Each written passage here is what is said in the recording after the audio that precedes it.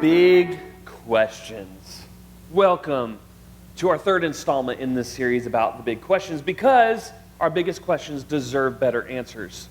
Could you guys agree? Can you guys agree that our biggest questions deserve better answers? Thank you. Just making sure you're with me already. So here's the thing. One of the big questions that we often have, especially applies to your age group. It applies to all ages, but especially your age group, and I'll tell you why here in a minute. But first, how many of you guys have ever encountered something that you look at these things, it's a pair of things, and you go, those don't belong together?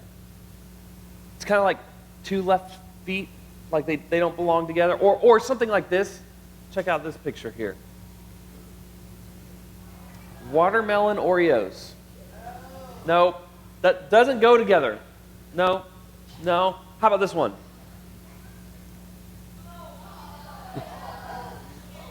Beef Twinkies.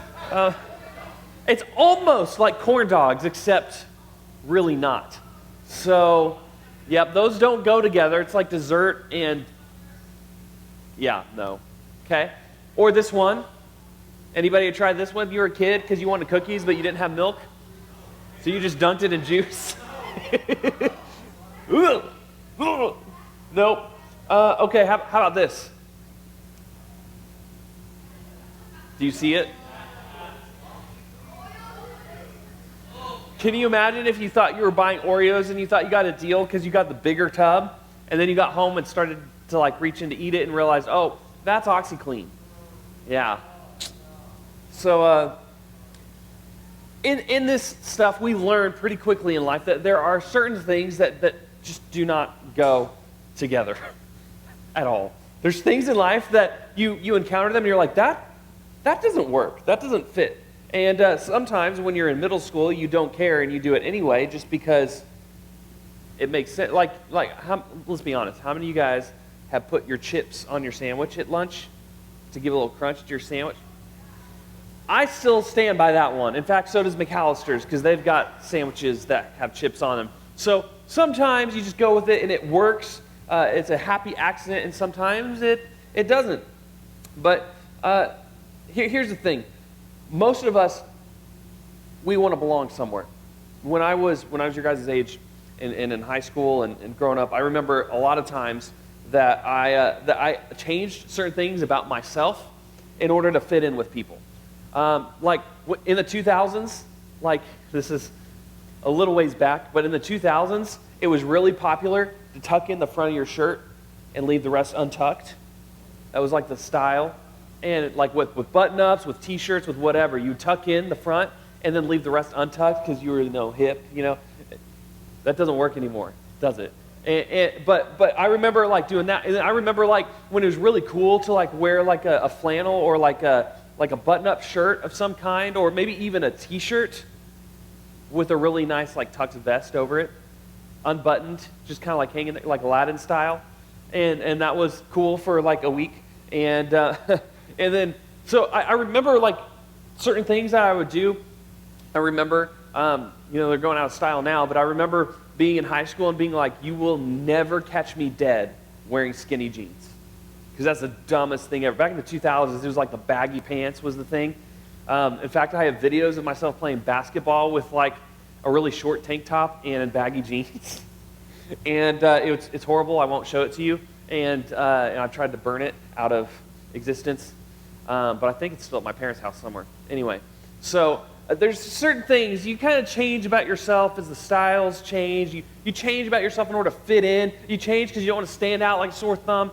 And fitting in is nice. We like to be able to fit in. I remember one story specifically. I was in 8th grade, and when I was at church, we did the same thing that we do at this church, which is the last like high school meeting of the school year. The 8th graders were allowed to come join, and so I went to the high school like service or whatever. And I walked in, and I remember like earlier that day, I'd been watching TV, and our signal had gone out or something. And when it came back on, the only thing that was on that we were getting a signal for, this is before, we had like cable and stuff. And like the signal that would barely come through was on PBS, and it was about how to make your own homemade salsa. And I was so bored, I just sat there and watched how to make your own homemade salsa. And I remember thinking it was the dumbest thing ever, and I got to church, and I was, an 8th grader at the high school thing, and I was trying to, I don't know, be dumb, but I was trying to fit in, and I was talking I was watching TV today. The only thing that was on was, this stupid thing about how to, make salsa, right? And one of the high school guys that was there, and one of the leaders, he was the Corbin of the high school group, he was like, dude, that sounds awesome. I love salsa. And immediately my tone changed. I was like, yeah, it's so stupid that I didn't have all the stuff to make it as I was watching, because it was just really awesome, And I just changed my story and the tone of my attitude to fit in. And I don't know why I specifically remember that, but I remember as I was saying, I was like, I am so dumb. I don't fit in here. And it's a terrible feeling. You guys know what I'm talking about, where you try to fit in. Sometimes it works, sometimes it doesn't. And you either feel okay about I was able to pull that off, and sometimes you're like, nope, that was weird. I'm going to go find other people to hang out with, and you just awkwardly walk away. This is life. We like to be able to fit in. We all ask the question, where do I fit in? It's the big question of the week that we're going to be talking about. Where do I fit in? Because most of us know we're not going to make it very far in life if we don't fit in. We like to be able to fit in with the people around us. It's nice to be able to walk into the lunchroom and know that we have a group to sit with. It's nice to find friends that have the same sense of humor as we do. Seeing people that like what we post on social media. Being someone who is supported for your ability to contribute to the team on and off the field. It's nice to feel like our family is happy to see us when we come home and walk in the door after school. It's nice to have friends to play video games with on the weekends. It's nice to be able to, be needed and give advice to people that is helpful. It's nice to have a small group here at church where you feel like you can just be yourself and you can fit in and you can have a good time. All that stuff makes us feel like we belong somewhere, and we all crave that, I think. But the thing about fitting in is kind of like how the styles change over the years. It doesn't always last. One second you'll fit in with everybody, and the next second you're questioning everything, right? You can feel like you fit in one day, and then you can really screw up on the court and then walk off, and everybody's mad at you because you lost the winning point, and suddenly you feel like you don't fit in anymore. There's all kinds of things that maybe you get in a fight with one of your friends, and suddenly you question whether or not you fit in with that friend group because you walk in and everybody's been talking about your fight behind your back, and now you are feeling on the outs. Maybe your parents got remarried and now there's new siblings in the family, and so you're wondering where you fit in with all of that. There's all kinds of situations in life where fitting in doesn't feel permanent. Or maybe one day we feel like we've got it all figured out, and the next day we don't. And as you know, community is important, so it's good to feel like you fit in. But it feels like where we fit in is always changing. And that's a tough environment. It's tough to try to make it through school. It's tough to try to make it through whatever it is that you're going through when you're questioning above everything else, where do I fit in? Maybe in order to try to fit in, you do act a little differently, kind of like the story I told, or maybe it's changing the way that you dress, or maybe it's using language that you don't normally use. Maybe it's texting things that you wouldn't want your parents or your teacher to see, or maybe it's posting different kinds of pictures on social media just to belong. But it's like we're all saying that if I could just be this person or portray this image, then I would fit in, then I could belong. But the real me isn't fitting in right now. So this new one is the one that I think I'll do so that I can belong. And we all try to sometimes change those things about ourselves in order to fit in. So when we're asking ourselves, where do I fit in, it needs a better answer than just those superficial things that we tend to reach for when we're trying to fit in somewhere. Where do I fit in? Now, so today I want to go to the book of Acts. And in the book of Acts, how many of you guys remember from our game last week who wrote the book of Acts? Anybody? I'll let you talk as a group real quick. Collaborate your minds. I'll give you a clue. It's like part 2 to one of the Gospels. Say it. Nope, he didn't write any of the Gospels. The leader told us to say that.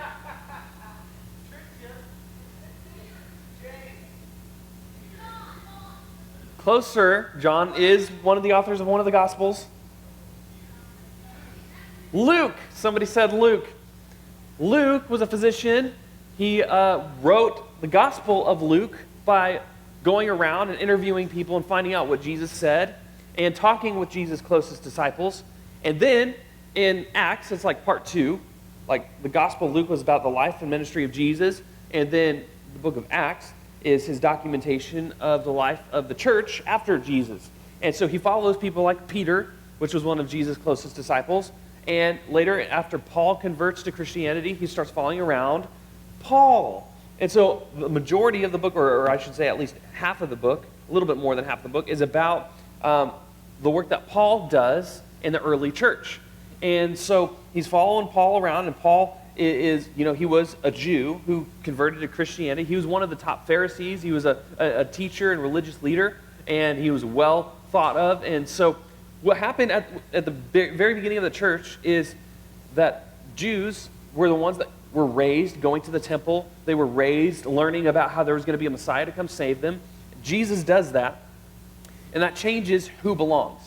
Because now it's not just the Jews that can belong to Christianity, it's anybody. And there's this group of people called the Gentiles who was just basically, that means anybody who was not a Jew. And the gospel was for them too. And so Paul, who was a Jew, just like Peter, just like Jesus, he turns around and he goes, okay, well, now the Gentiles need to know this good news. They need to know what Jesus accomplished. But the Gentiles weren't used to worshiping or weren't used to doing all the same habits that the Jews used to do. And so the Gentiles had a different mindset, a different worldview a lot of times than the Jews did. And so the Jews automatically thought, well, that, they can't belong here because they don't get it, right? But Paul took it upon himself to be a minister to the Jews, or to the Gentiles. And so he would go and he'd take the gospel places that had never been before. And it's really because of Paul that we can thank for being here today. Because the majority of us are not Jews. We're non-Jews. We're Gentiles. And if it weren't for Paul and his ministry going around traveling to all these places, we wouldn't have the gospel or the Bible as we have it today. And so Paul goes around, and it's pretty cool to see his story. You should read it in the book of Acts, and that will actually help inform you and help you understand in Paul's letters, like in Colossians, Ephesians, Philippians, Corinthians, Romans. When Paul is writing to all these churches, when you read the book of Acts, it's like the behind the scenes to all those letters. So it's a really interesting book, and I encourage you to go and read it. But not everybody felt the same way as Paul. In fact, it took Peter, some scholars think like 10 to 15 years after Jesus left, before Peter took it upon himself to go minister to the Gentiles. So Paul becomes a Christian. He's like, no, these people need to know. And he goes and he pushes forward. Eventually, Peter does come around, but the point is, this was different. It was difficult. And not everybody agreed with Paul that Gentiles should be included. There's a little bit of some spatting going on about this in the early church, but one of Paul's trips took him to a place called Philippi. And it was a place where Paul went, and he was going to teach the gospel, and he was traveling with Luke and some other companions.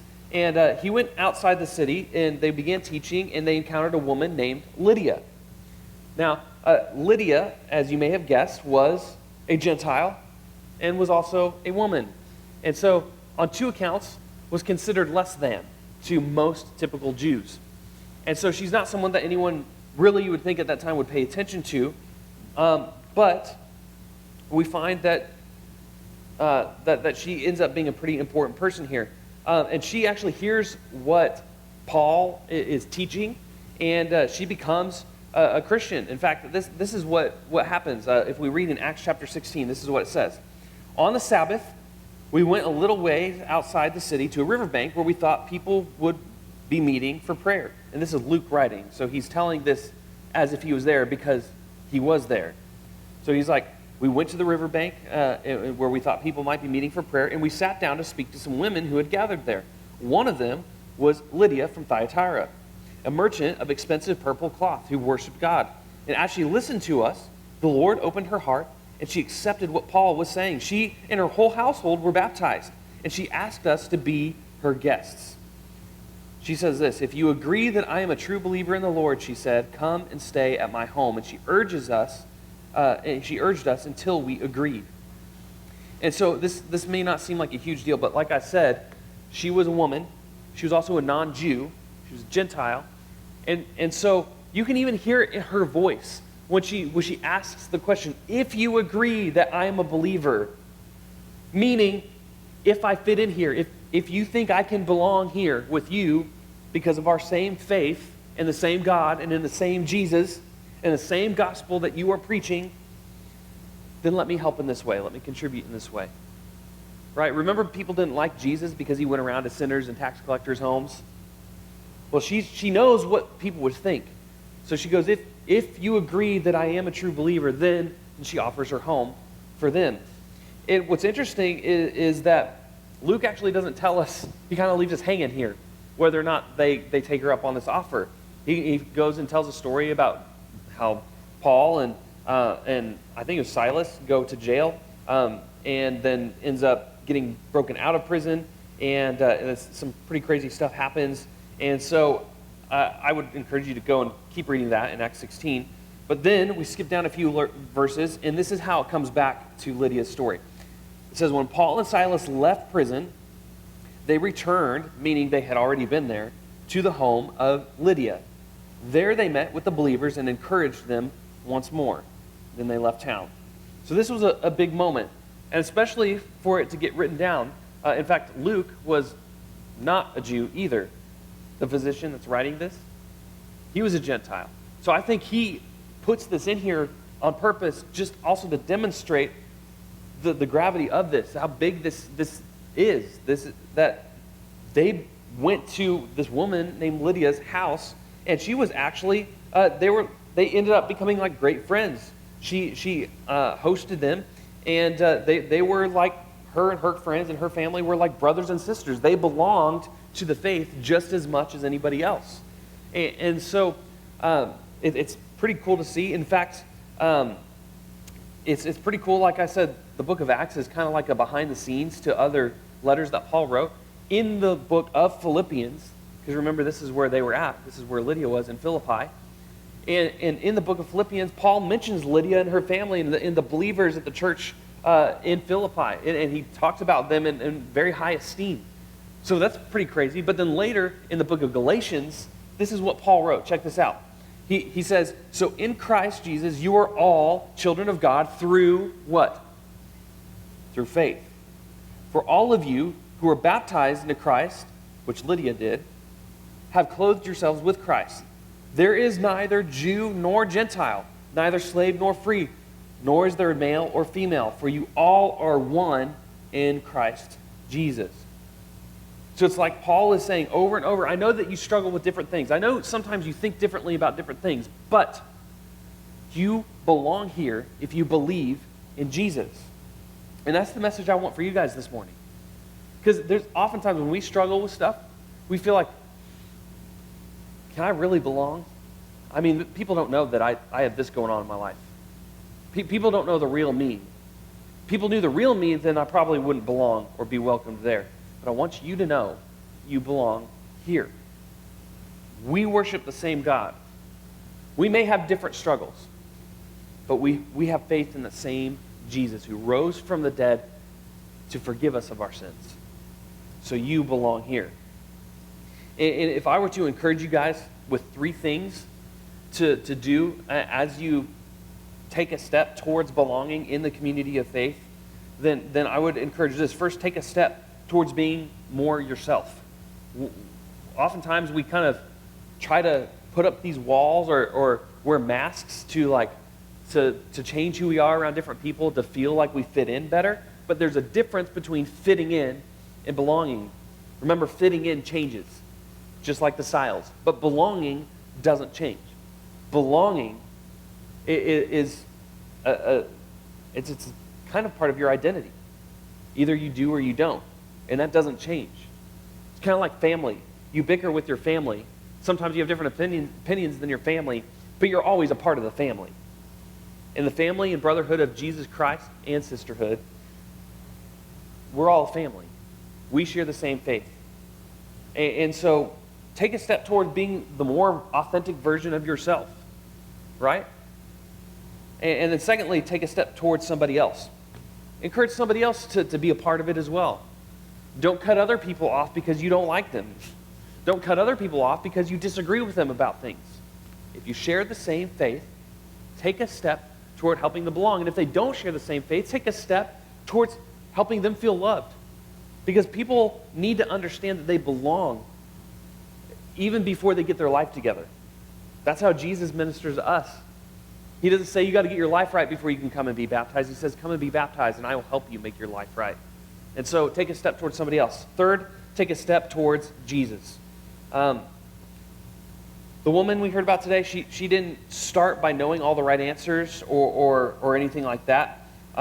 She just said yes to following Jesus, and then that kind of paved the way for the rest of it. So take a step towards Jesus, and maybe that should be the first thing. Take a step towards Jesus. Then you will learn how you can be your more authentic self. That's how you can learn how to take steps towards other people. And I want to ask you a question. What if this were the kind of place where everybody could know that they belonged? What if this were the kind of place? What if your group was the kind of place where everybody knew that they had a place, that they belonged? So as you guys get ready to turn and talk to your groups, I do want to talk to you about a couple other things, a couple big questions that a lot of people have about Christianity, about the faith, about different struggles, about what it means to actually belong. And so I'm going to show a little bit of a video to you, but then after the video, you're going to talk with your small groups, and I want you to think about this question, okay? Where's one place you feel like you belong? Where's one place you feel like you belong? Now, in this video, I'm going to encourage you guys to watch this video with an open mind and then have honest discussions with your group, and then we will be done for the day. So I love you guys. Enjoy the video, and then you'll go to your groups.